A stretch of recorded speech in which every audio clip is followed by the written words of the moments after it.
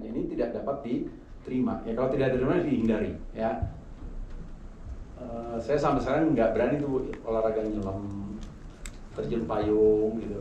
Nggak pengen deh, gitu. Karena resikonya tidak dapat saya terima, gitu ya. Sama ya Bu ya, nggak ada yang nemenin. Kalau tidak dapat diterima untuk resiko yang terlalu tingkat tinggi atau sangat tinggi, maka ini membutuhkan perhatian rektor. Artinya ini wilayahnya ada di pimpinan universitas. Oke, ini pemahaman evaluasi, ya, format evaluasi resiko. Nanti caranya, ini format tabelnya sudah ada, tinggal diisi saja, ya. Ya, memang membutuhkan pemikiran tentunya. Perlakuan resiko tadi ya, hindari, mitigasi, bagikan, ya. Kalau hindari itu artinya ya udah kita jangan melakukan sama sekali. Kalau mitigasi itu berarti kita berusaha kalau terjadi dampaknya ringan, bisa kita tanggung, itu mitigasi. Kalau bagikan ya berarti kita transfer, gitu. Kalau dalam sistem ekonomi yang sekarang berlaku kapitalisme, membagi resiko itu dilakukan dengan cara asuransi. Gedung ini ada resiko kebakaran, ada, gitu kan? Supaya resikonya tidak kita tanggung sendiri itu diasuransikan. Itu contohnya, kita bagi. Ya, oke. Kemudian dihindari ya. Diterima tuh ya udahlah, apa boleh buat, kita ambil, kalau ada resiko mudah-mudahan kita bisa menanggungnya. Gitu. Ini matriks perlakuan resiko ya, yang juga nanti akan menjadi bagian dari apa yang harus kita kerjakan. Nanti ada pemantauan, ini saya lewat dulu ya, karena kita belum sampai ke tahap ini.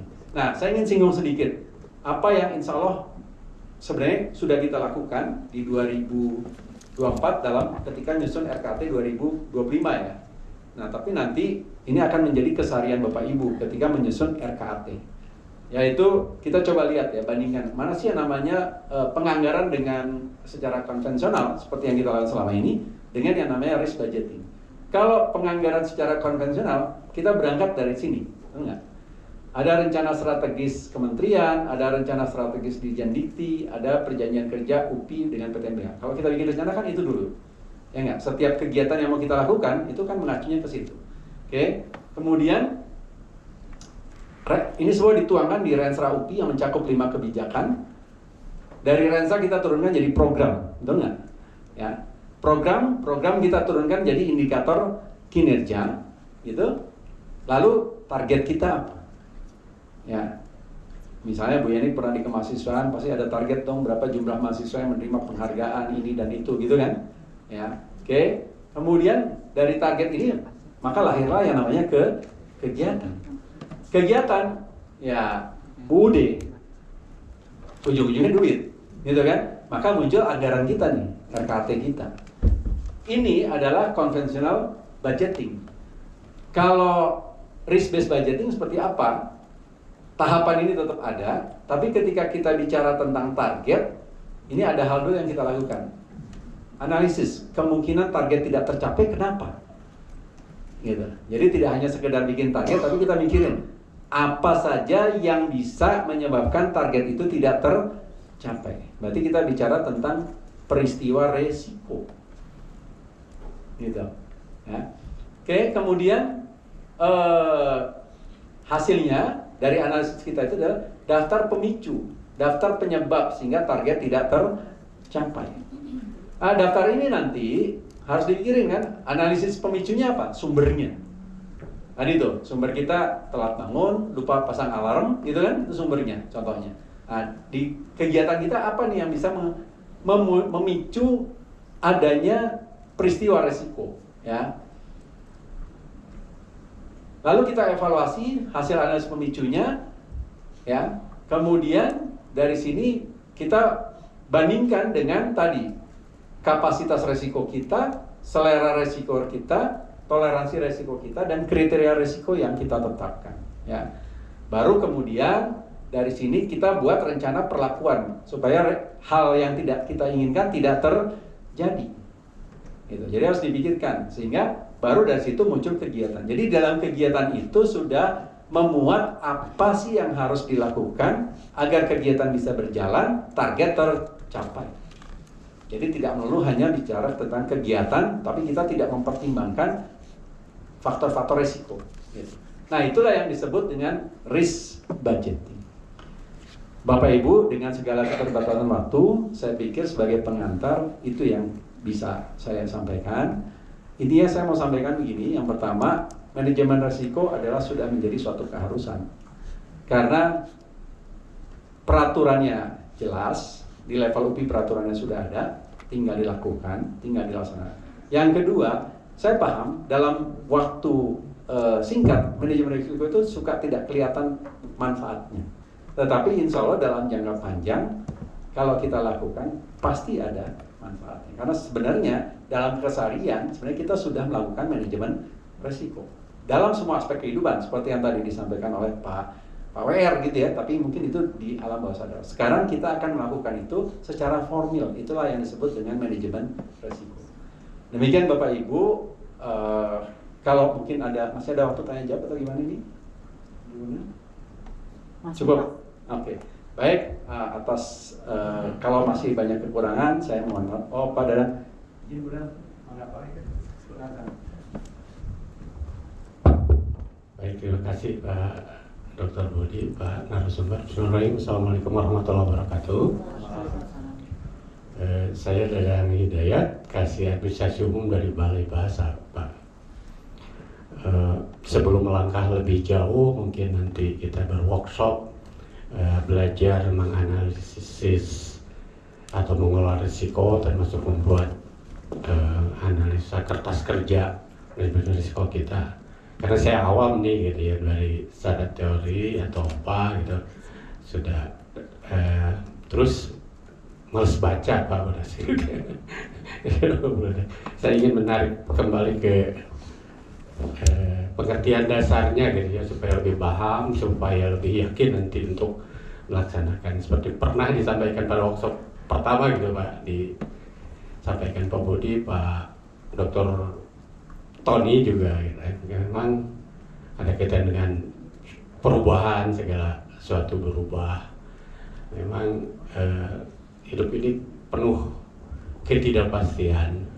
Hanya kata Pak Dr. Tony waktu itu saya ingat, jadi hanya satu kepastian itu ya ketidakpastian. Dalam perspektif teologi mungkin hanya satu yang pasti, kullu nafsin indakatul maut, pasti. Dunia itu memang bentuknya seperti itu.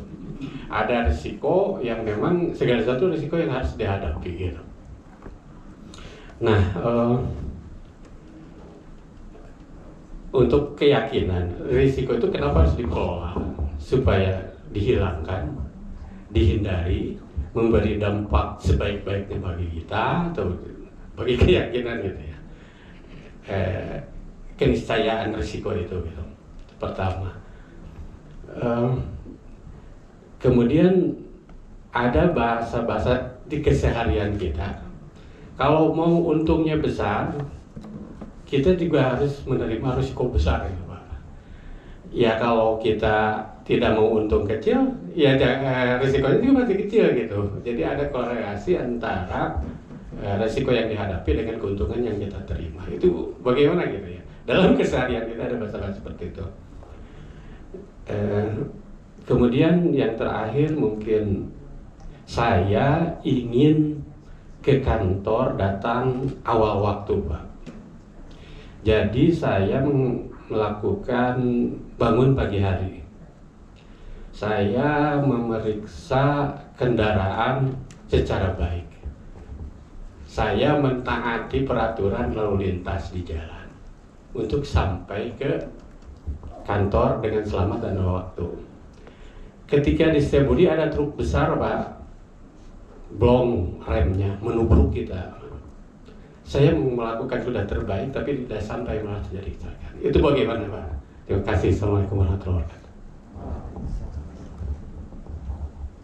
Ya, terima kasih Pak Dadang. Ini sahabat saya waktu di seri komite audit sering repotin Pak Dadang nih kalau mau melakukan pengadaan KAP Pak ya. Pertanyaan Pak Dadang dua, kalau boleh saya simpulkan. Satu adalah mengapa kita harus melakukan manajemen risiko. Yang kedua, gimana kalau kita sudah melakukan manajemen risiko ternyata hal terburuk yang terjadi kan gitu ya. Gitu. Baik, yang pertama Pak, mengapa kita harus melakukan manajemen risiko? Jawabannya tadi, semua manajemen risiko ini berangkat dari karena kita ingin mencapai sesuatu secara pribadi, apalagi secara organisasi, gitu kan? Kalau setiap orang masih ditanya punya tujuan nggak, pasti punya seharusnya, gitu. Apalagi universitas sebesar kita, pasti ada tujuan yang ingin dicapai. Kalau kita bicara tujuan itu bisa jadi mulai dari visi, gitu ya Pak ya, yang besarnya, sasaran strategis, gitu kan? Itu tujuan-tujuan semua kan? Nah, kalau kita bicara tujuan dari organisasi, ini durasi waktunya seringkali lama. Tidak besok, tidak minggu depan, tidak bulan depan. Bisa jadi setahun ini, atau dalam waktu 5 tahun yang akan datang. Tadi yang saya katakan, semakin lama durasinya, maka ketidakpastiannya semakin tinggi.